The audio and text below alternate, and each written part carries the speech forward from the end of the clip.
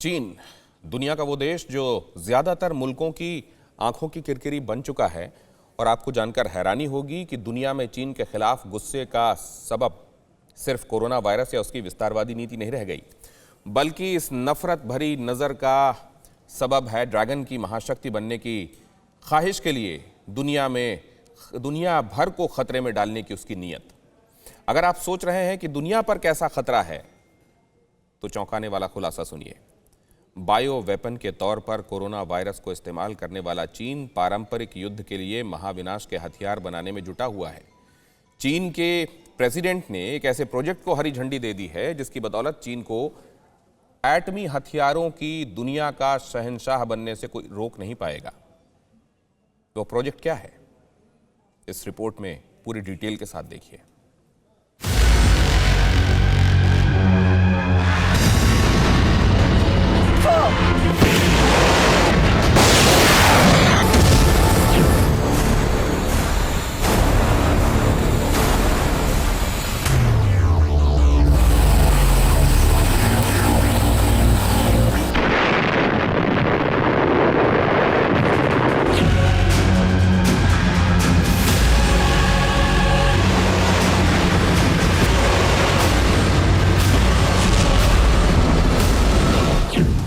'America के हाथ लगे दस्तावेज बता रहे हैं कि ग्लोबल विलन चीन ने कोरोना वायरस को बायो वेपन के तौर पर इस्तेमाल किया है और ये भयंकर महामारी भी उसने जानबूझकर फैलाई है।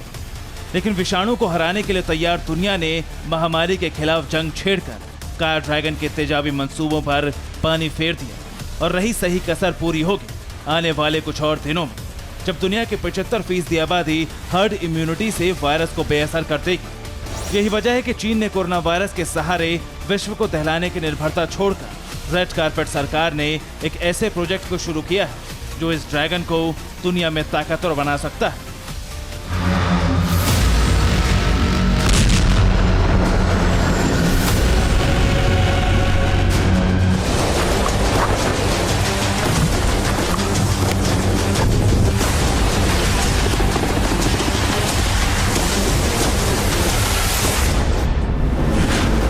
2030 तक चीन अपनी सेना को सबसे आधुनिक हथियार और तकनीक सौंपकर दुनिया की सबसे बड़ी ताकत बनाने के सपने देख रहा था। इसके लिए जिनपिंग एंड कंपनी ने देश का रक्षा बजट इतना बड़ा बना दिया कि ग्लोबल विलन की हसरत भविष्य में तकरीबन पूरी होती नजर आने लगी थी। लेकिन आपको जानकर हैरानी होगी कि चीन खुद को शक्तिशाली बनाने के लिए इससे भी बड़े प्लान पर काम शुरू कर दिया है।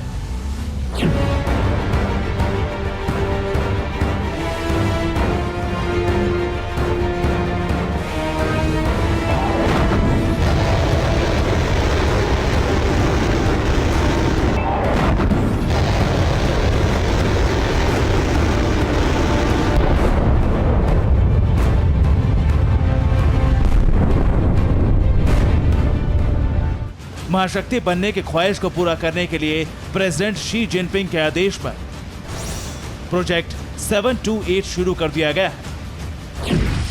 और आपको जानकर अचंभा होगा कि चीन इसी प्रोजेक्ट के बल पर महाशक्ति बनने का ख्वाब तय वक्त से कम समय में भी पूरा कर सकता है। यानी पारंपरिक युद्ध क्षेत्र में आधुनिक हथियारों से दुनिया को चुनौती देने का मात्र चीन बहुत जल्द हासिल कर लेगा, वो भी बिना युद्धपोत की संख्या बढ़ाए, बिना तकनीक का विकास किए।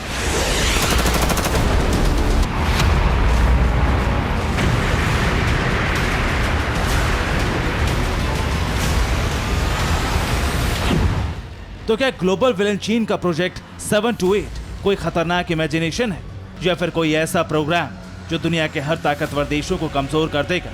कहीं ऐसा तो नहीं है कि चीन के पास कोई दैवीय शक्ति होगी? इन तमाम सवालों का जवाब जानने के लिए सबसे पहले ये समझ कि चीन के पास वायरस के बाद दूसरा मास डिस्ट्रॉयर हथियार कौन सा है?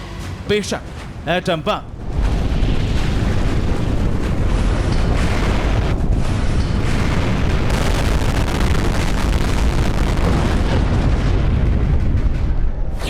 और चीन इस वक्त इसी हथियार का भंडार बढ़ाने की तैयारी कर रहा है, जिसका प्रमाण है खुद प्रोजेक्ट 728। हम आपको परमाणु हथियारों का भंडार बढ़ाने के लिए चीन ने अब तक जो कुछ किया वो और जो कुछ कर रहा है वो भी बताएंगे। लेकिन पहले इस खबर को पुख्ता करने के लिए शी जिनपिंग के प्रोजेक्ट को समझ लीजिए।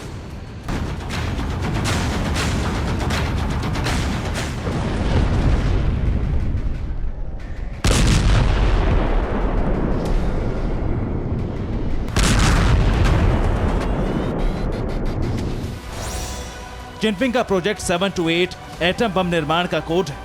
प्रोजेक्ट 728 शुरू करने का मतलब परमाणु फैक्ट्री से है। प्रोजेक्ट का नाम चीन के 728 इंस्टीट्यूट से लिया गया है।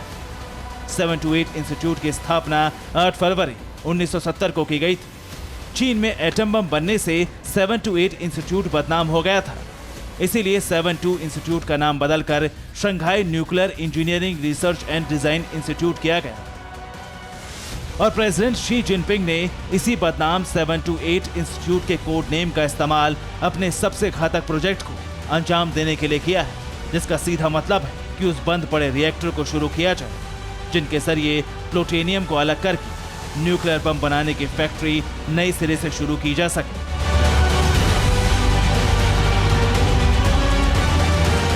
चीन के मंसूबे जानकर तो आप हैरान हुए होंगे, लेकिन अगला जो खुलासा है उससे सुनकर आप भौचक्के रह जाएंगे। दरअसल ड्रैगन लैंड की कम्युनिस्ट पार्टी ने जिस परमाणु हथियार का ब्लूप्रिंट तैयार किया, ना तो उतनी क्षमता किसी के पास है और ना ही विश्व बिरादरी से इतना बड़ा खतरा कोई भी मोल लेना चाहेगा। दरअसल चीन ने पहले तो परमाणु हथियार के निर्माण की तैयारी कर ली थी, लेकिन बाद में इस साजिश को कार्बन न्यूट्रल के लबादे में ढक दिया। यानी कि चीन की कम्युनिस्ट सरकार ने दुनिया के सामने पर्यावरण संरक्षण की चिंता भी जता दी और साथ में दुनिया की तबाही की रसीद भी काट दी। खबर बिल्कुल पुख्ता है। चीन कार्बन न्यूट्रल का लक्ष्य निर्धारित कर चुका है और इस लक्ष्य के पीछे उसका प्लान है परमाणु हथियारों का ज्यादा से ज्यादा संख्या में उत्पादन, जिसे वो पावर प्लांट की आड़ में अंजाम देगा। अब चीन दुनिया की आंखों में चाहे जितनी धूल झोंक ले, लेकिन उसके नापाक इरादों का खुलासा हो चुका है। कैसे? इसे चीन के उसी षड्यंत्र से समझिए। चीन ने 2060 तक कार्बन न्यूट्रल का लक्ष्य निर्धारित किया है। चीन अक्षय और गैर जीवाश्म ईंधन पर फोकस दिखा रहा है, लेकिन कार्बन शून्य के लिए चीन परमाणु ऊर्जा की तरफ बढ़ गया है। इसके लिए 2 नए परमाणु रिएक्टर बनाने की तैयारी शुरू है, जिसमें से एक रिएक्टर चांगबियागो टापू पर बन रहा है। चांगबियागो रिएक्टर का इस्तेमाल 2023 से शुरू हो जाएगा। दूसरा परमाणु रिएक्टर 2026 तक सेवा में आ सकता है।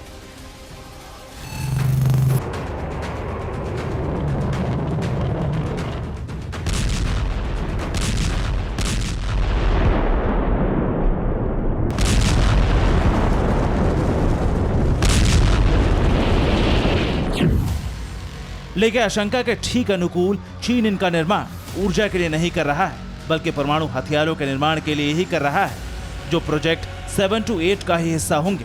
और इसका प्रमाण है पारदर्शिता में दिखाई गई वो कमी, जिससे चीन दुनिया का विश्वास हार गए।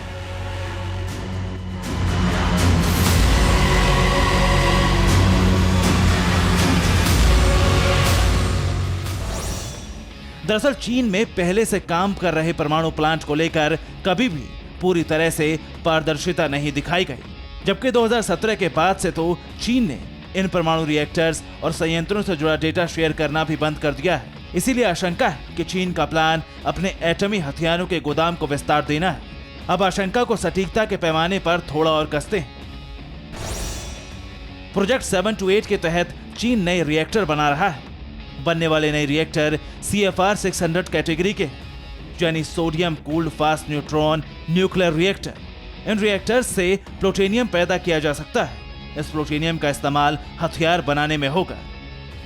इस आशंका को लेकर इंटरनेशनल मीडिया ने भी आगाह किया है। दावा किया गया है कि प्लूटोनियम का उत्पादन करके ये दिखाने की कोशिश होगी कि इसके प्रोसेसिंग से न्यूक्लियर रिएक्टर्स के लिए ईंधन बनेगा। लेकिन सच्चाई ये है कि ऊर्जा उत्पादन के लिए चीन इतनी महंगी प्रोसेस कभी नहीं अपनाएगा। ये प्रोसेस न्यूक्लियर बम के लिए ही इस्तेमाल होगी।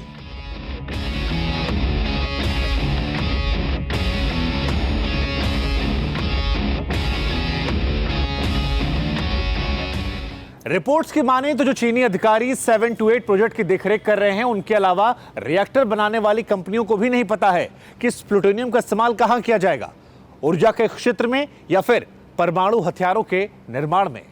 लेकिन तमाम खुलासे और चीन जिस दिशा में बढ़ रहा है, ये सब मिलकर इस बात की ओर इशारा कर रहे हैं कि प्लूटोनियम का इस्तेमाल बस होने ही वाला है।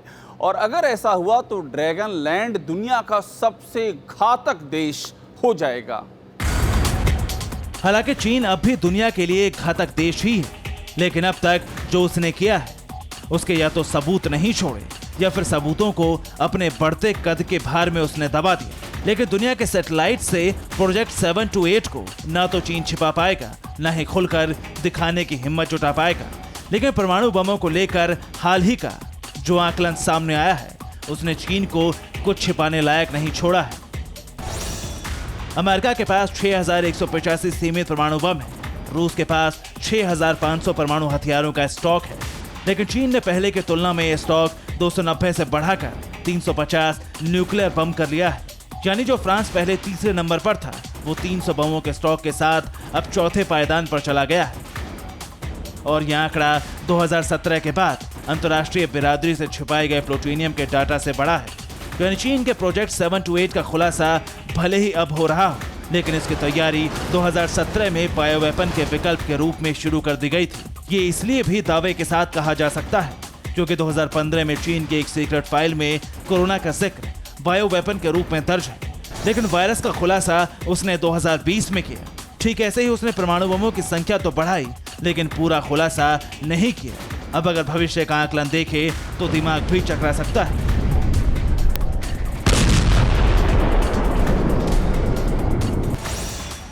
– 2023 में चीन का एक परमाणु रिएक्टर शुरू हो जाएगा।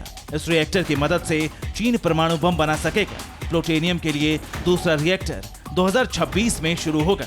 2023 से 2026 के बीच चीन 1000 बम बना लेगा और 2030 तक 4000 से ज्यादा एटमी बम बना चुका होगा। यानी एक्टिव परमाणु हथियारों वाले देशों की फहरिस्त में चीन न सिर्फ बड़ी सैन्य ताकत के साथ पहले स्थान पर होगा, बल्कि सबसे ज्यादा परमाणु हथियार वाला देश भी वही होगा। लेकिन चौंकाने वाले कुछ खुलासे अब भी बाकी हैं। खुलासे ये हैं कि परमाणु हथियारों की होड़ में उतरा चीन दुनिया का वो मुल्क भी होगा जो प्रोजेक्ट 7-8 के जरिए सिर्फ अपने देश में ही नहीं, बल्कि दूसरों के धरती पर भी एटमी हथियारों की खेती करेगा। और सिर्फ एक अमेरिका को घेरने के लिए उसके साथ दूसरी ताकतें भी जुड़ेंगी। कौन सी हैं वो ताकतें और क्या है उनका एटमी कनेक्शन, देखने के लिए बने रहिए हमारे साथ। Bureau report TV9 Bharatvarsh.